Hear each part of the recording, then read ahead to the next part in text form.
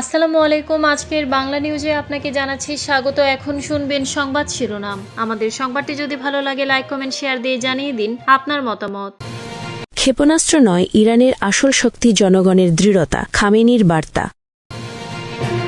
শতবর্ষ পূর্ণ করার আগেই নিশ্চিহ্ন হতে পারে ইসরায়েল, ভয়ঙ্কর সতর্কতা।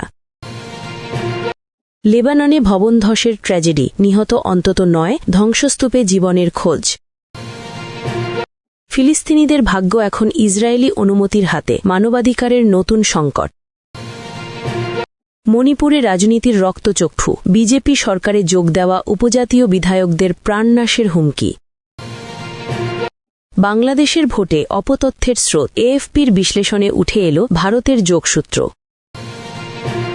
ইরানের জাতীয় শক্তি ক্ষেপণাস্ত্রের চেয়ে দৃঢ়, খামেনি। ওমানে পারমাণবিক আলোচনার পরও ওয়াশিংটনের সঙ্গে চলা উত্তেজনার মধ্যেই বৈশ্বিক শক্তির কাছে নতি স্বীকার করবে বলে জানিয়েছেন ইরানের ইসলামী বিপ্লবের নেতা আয়াতুল্লাহ সৈয়দ আলী খামেনি। তিনি বলেছেন, ইরানের জাতীয় শক্তি ক্ষেপণাস্ত্র ও যুদ্ধবিমানের চেয়ে জনগণের ইচ্ছাশক্তি ও দৃঢ়তার ওপর নির্ভরশীল। জনপ্রতিরোধ এবং দৃঢ় সংকল্পই শত্রুদের পিছু হটতে বাধ্য করবে। ইসলামী বিপ্লবের বিজয় বার্ষিকী উপলক্ষে দেশব্যাপী বিক্ষোভের আগে সোমবার ৯ ফেব্রুয়ারি জারি করা এক টেলিভিশন বার্তায় তিনি এই মন্তব্য করেছেন। আয়াতুল্লাহ খামেনি ২২শে বাহমানকে ইরানি জাতির শক্তি ও মর্যাদার বার্ষিক প্রকাশ হিসেবে বর্ণনা করেছেন। তিনি বলেন, ইরানি জনগণ অনুপ্রাণিত, দৃঢ় প্রতিজ্ঞ, অবিচল, কৃতজ্ঞ এবং তাদের নিজস্ব স্বার্থ এবং বিপদ সম্পর্কে সম্পূর্ণ সচেতন। ১৯৭৯ সালে ইরানি জাতি নিজেকে এবং দেশকে বিদেশি হস্তক্ষেপ থেকে মুক্ত করে একটি বড় বিজয় অর্জন করেছিল। তিনি আরও বলেন, বিদেশি শক্তিগুলো তখন থেকে পূর্ববর্তী পরিস্থিতি পুনরুদ্ধারের জন্য ক্রমাগত চেষ্টা করে আসছে, অথচ ইরানি জাতি এখনও অটল। আগামী বৃহস্পতিবারের সমাবেশ এই দৃঢ়তার স্পষ্ট প্রতীক বলেও উল্লেখ করেন তিনি। আয়াতুল্লাহ খামেনি দেশব্যাপী মিছিলগুলোকে বিশ্বের অতুলনীয় বলে বর্ণনা করে বলেন, দশকের স্বাধীনতার পরেও জাতীয় দিবস উপলক্ষে প্রতি বছর এত বিশাল জনতা রাস্তায় নেমে আসতে দেখা যায় না। মানুষের উপস্থিতি জাতির শক্তি প্রদর্শন করে এবং ইরান, ইসলামী প্রজাতন্ত্র এবং ইরানি জনগণের স্বার্থের প্রতি উচ্চাকাঙ্ক্ষীদের পিছু হটতে বাধ্য করে।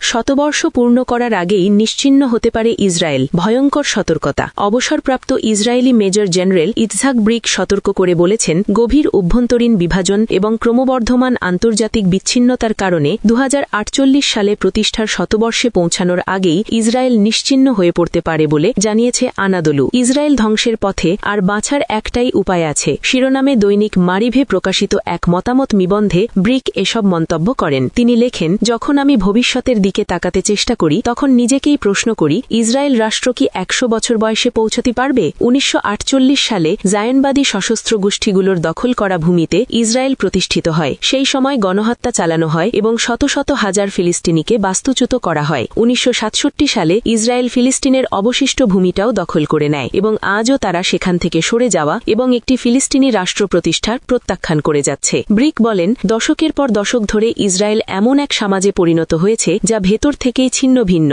যেখানে সামাজিক গোষ্ঠীগুলোর মধ্যে, ডানপন্থী এবং বামপন্থীদের মধ্যে এবং ইহুদি এবং আরবদের মধ্যে গভীর ঘৃণা বিরাজ করে। তার মতে, এই বিভাজন জীবনের সব ক্ষেত্রেই ছড়িয়ে পড়েছে। লেবাননে ভবন ধসে নিহত কমপক্ষে ৯ জন, জীবিতদের সন্ধান চলছে। উত্তর লেবাননের ত্রিপুলি শহরে রবিবার বহুতল অ্যাপার্টমেন্ট ধস করেছে। ভবনের ধ্বংসাস্তূপ থেকে এখন পর্যন্ত কমপক্ষে ৯ জনকে মৃত উদ্ধার করা হয়েছে। এছাড়া আরও ৬ জনকে উদ্ধার করা হয়েছে বলে রাষ্ট্রীয় গণমাধ্যম জানিয়েছে। রাষ্ট্র পরিচালিত জাতীয় সংবাদ সংস্থা জানিয়েছে, উদ্ধারকারী দল ধ্বংসাস্তূপের ভেতরে আরও ৮ জন নিখোঁজ রয়েছেন বলে ধারণা করছে। উদ্ধারের জন্য খনন কাজ এখনও চলছে। উদ্ধারকৃত মৃতদেহগুলোর মধ্যে একজন শিশু এবং একজন নারী রয়েছেন। ভবনটি লেবাননের দ্বিতীয় বৃহত্তম শহরের অন্যতম দরিদ্র এলাকা বাব তাব্বানেহের আশপাশে ছিল, যেখানে বাসিন্দারা দীর্ঘদিন ধরে সরকারের অবহেলা এবং নিম্নমানের অবকাঠামোর অভিযোগ করে আসছেন। নিম্নমানের ভবন নির্মাণের কারণে ত্রিপোলিতে ভবন ধসের ঘটনা অস্বাভাবিক নয়। লেবাননের স্বাস্থ্য মন্ত্রণালয় ঘোষণা করেছে, এই ঘটনায় আহতদের রাষ্ট্রীয় খরচে চিকিৎসা দেওয়া হবে। সম্পত্তির মালিকদের জন্য জাতীয় সিন্ডিকেট এক বিবৃতিতে এই ঘটনাকে নাগরিকদের নিরাপত্তা এবং তাদের আবাসন সুরক্ষার প্রতি লেবানন রাষ্ট্রের স্পষ্ট অবহেলা বলে অভিহিত করেছে এবং বলেছে, এটি কোনো বিচ্ছিন্ন ঘটনা নয়। সিন্ডিকেটটি ধসের ঝুঁকিতে থাকা ভবনগুলোর একটি ব্যাপক জাতীয় জরিপ শুরু করার জন্য সরকারের প্রতি আহ্বান জানিয়েছে।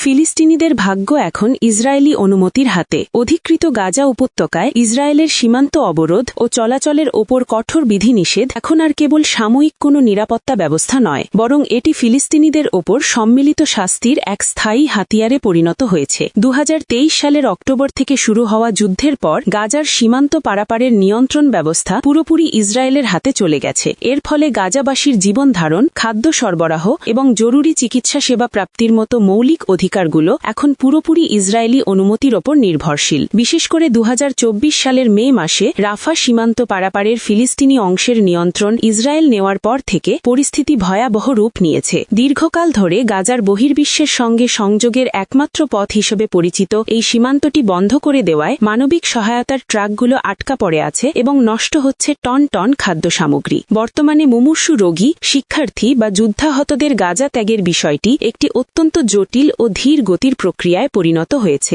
বিশ্ব স্বাস্থ্য সংস্থার তথ্যমতে বর্তমানে গাজায় 18,500 এর বেশি রোগী জরুরি ভিত্তিতে বিদেশে চিকিৎসার অপেক্ষায় থাকলেও মাত্র অল্প কয়েকজনকে সীমান্ত পার হওয়ার অনুমতি দেওয়া হচ্ছে।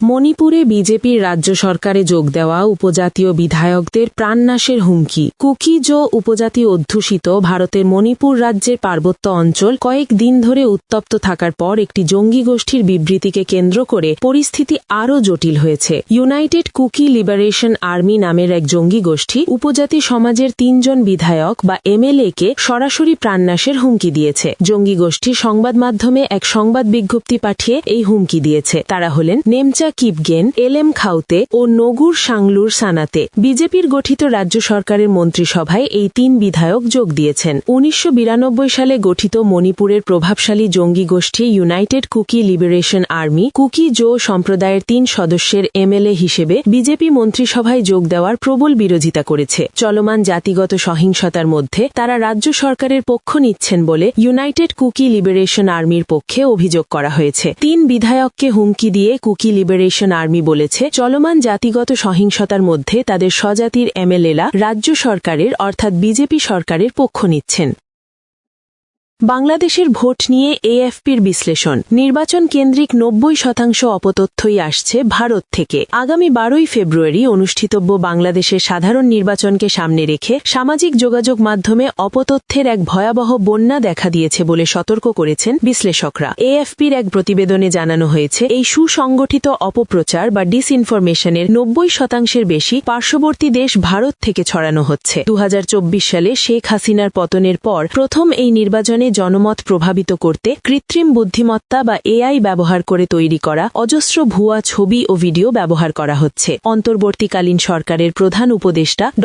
মুহাম্মদ ইউনুস এই পরিস্থিতির ভয়াবহতা তুলে ধরে ইতিপূর্বে জাতিসংঘ মানবাধিকার প্রধানের কাছে সহযোগিতা চেয়েছিলেন। এএফপির প্রতিবেদন বলছে, অপপ্রচারের মূল কেন্দ্রবিন্দুতে রয়েছে বাংলাদেশের হিন্দু সংখ্যালঘুদের ওপর কথিত নির্যাতনের দাবি। হিন্দু জেনোসাইড হ্যাশট্যাগ ব্যবহার করে আগস্ট 2024 থেকে জানুয়ারি 2026 মধ্যে এক্স প্ল্যাটফর্মে প্রায় 7 লাখেরও বেশি পোস্ট করা হয়েছে।